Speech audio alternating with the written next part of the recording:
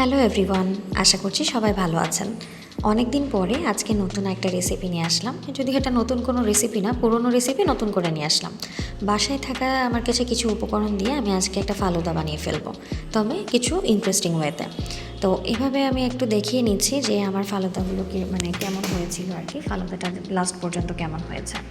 তো এখানে সর্বপ্রথম আমি কিছু সাবুদানাকে ধুয়ে নিচ্ছি। ধুয়ে আমি পানিতে কিছুক্ষণ এটাকে ভিজিয়ে নিয়েছি, অলমোস্ট 15-20 মিনিটের মতো। এরপরে একটা ডেকচিতে আমি একটু দুধ গরম করে তার মধ্যে হচ্ছে সাবুদানাগুলোকে দিয়ে দিচ্ছি। ভালো করে সাবুদানাগুলো সুন্দর করে হওয়া পর্যন্ত, মানে ক্লিয়ার হওয়া পর্যন্ত আমি এখন এটাকে সুন্দর করে নেড়ে নেড়ে একটু রান্না করে নেব। ইউজুয়ালি সাবুদানা পানিতে ভিজিয়ে রাখলে অনেক দ্রুত সময়ের মধ্যে এই ক্লিয়ারভাবে হয়ে যায়। তো এরপরে আমি চিনি দিয়ে দিচ্ছি পরিমাণ মতো। আসলে আমি চিনি লবণের পরিমাণ কখনো কাউকে বলে দিই না, কারণ এটা যার যার স্বাদ অনুযায়ী ডিপেন্ড করে। চিনির পরে আমি কিছুটা লবণ দিয়ে দিচ্ছি। আমার সাবুদানাটা হয়ে যাওয়ার পরে আমি প্রায় বেশ কিছুটা সাবুদানা আগে একটা বাটিতে আলাদা করে সরিয়ে নিচ্ছি। তো এভাবে আলাদা করে সরিয়ে নেওয়ার পরে আমি বাকি যে সাবুদানাটুকু ছিল ওইটার মধ্যে একটু অরেঞ্জ কালারের ফুড কালার ব্যবহার করেছি। এটা দিয়ে আমি 2টা কালার করে নিচ্ছি। সামহাও আমার কাছে কোনো রকম জেলি বা আদার্স কোনো এক্সট্রা ফ্রুটস ছিল না, যা ছিল আমি তাই দিয়েই করছি। বাসায় আম এবং কলা ছিল, আমি 2টা ফলই নিয়েছি। এখানে আমার সব উপকরণগুলো সুন্দর মতো রেডি হয়ে গেছে।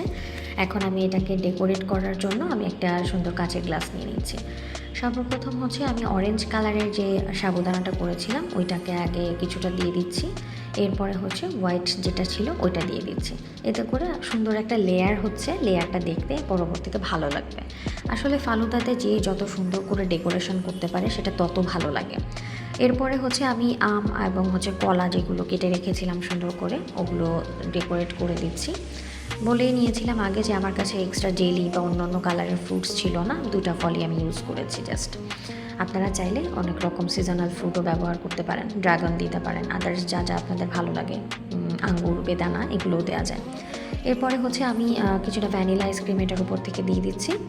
আর ভ্যানিলা আইসক্রিমটা দেওয়ার পরে একদম ফাইনাল পার্টে জাস্ট কিছু বাদাম এবং কিশমিশ এটার উপরে আমি ছড়িয়ে দিচ্ছি। ব্যাস, এটার জন্য কিন্তু আমাকে আলাদা করে কোনো ডেকোরেশন করতে হয়নি, জাস্ট বাসায় যা যা ছিল আমি সেটা দিয়ে বানাচ্ছি।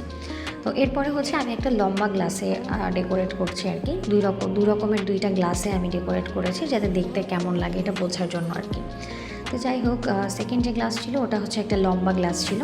ওটার মধ্যে সুন্দর করে অরেঞ্জ কালারের সাবুদানাটা দিলাম। এবার সেম ওয়েতে হোয়াইট কালারেরটাও দিচ্ছি। দিয়ে তারপরে আবার ফ্রুটসগুলো দিব। আমি জাস্ট লেয়ারিং চাচ্ছিলাম আর কি, যাতে দেখতে সুন্দর লাগে, মানে এটা কিছুটা ম্যাঙ্গো থিম হয়েছে আর কি। তো যাই হোক, আমি এরপরে ফ্রুটসগুলো আবার দিয়ে দিচ্ছি।